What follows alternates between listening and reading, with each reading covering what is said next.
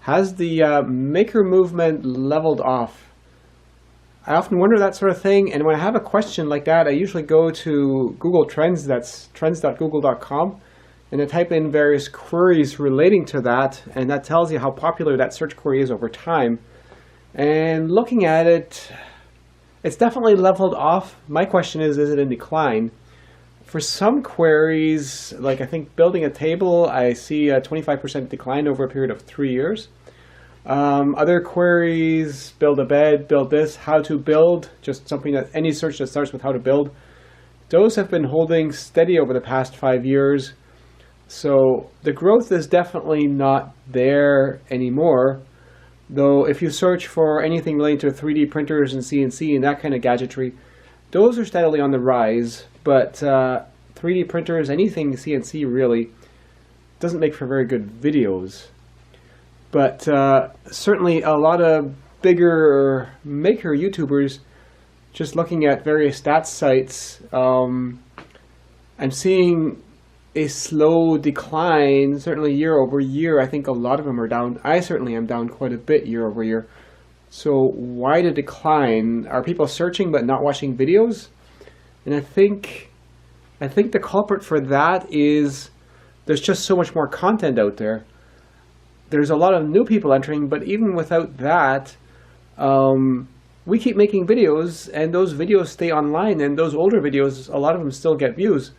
So even if there wasn't anybody new getting into YouTube, there's just a lot more videos that we're competing with, and I don't think the audience is growing like it was, say, 5 years ago. So now there's a lot of content out there, and the audience isn't growing, which means the views per video are declining. At the same time, you have a whole lot of people just piling onto it because it is a cool, attractive lifestyle, very much like being any sort of singer, artist, actor, any sort of, hey, look at me type of profession is always very attractive to people. And so you got a lot of people getting into it, especially because they know that other people have done fairly well at it, or at least they're able to make a living. So there's a lot of people willing to invest huge amounts of time and money trying to make a go at it, whereas I, for instance, am not able to invest that kind of time anymore just with family. So these people essentially dilute things, bad for established people like myself, because of course it means more competition. A lot of them aren't very good because it takes practice to get good at it, but some of them are good, and just the sheer number of them do take up a lot of views that would otherwise go to some of the larger channels, which again is good overall. It's just not the ideal thing for people such as myself that have already been established and would rather nobody else get into it after me, of course.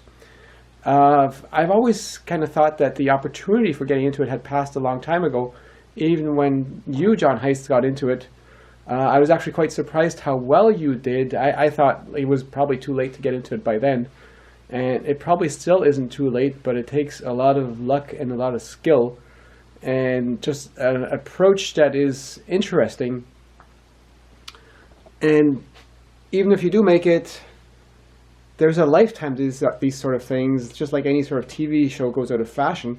I keep discovering new channels. There's one, for instance, My Self-Reliance, that I've been watching quite a few videos of lately, and I quite enjoy them, but I'm looking at this going, it's like, you know, after his story has been told, it starts to repeat, and I probably will stop watching. Even new channels that were fresh not long ago, for instance, I quite enjoyed watching Cody's Lab, and somehow, I don't know if it's him, it's probably more me, it's just, okay, it's almost like it's gotten old. I know his approach now, I see what he does, okay, I don't really need to know whether this chemical dissolves in that chemical. So, yeah, it's a challenge staying in the business. I don't know how long it will stay viable for me. I will probably continue to make videos even after it stops being viable, but it'll just be kind of a quick shoot a video of a project that I build without putting a lot of effort into the actual filming of how it went together. But the business is always changing. You never know.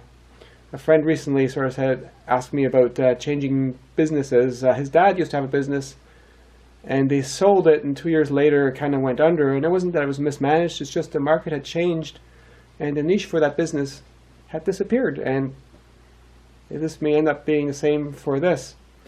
It's also kind of analogous to a gold rush. The people that join the gold rush, they don't make money. The people that do well in a gold rush are the ones that are in it before it's a gold rush. And YouTube, in a way, is like a gold rush, except it was never that lucrative. Anyways, that's my thoughts on that.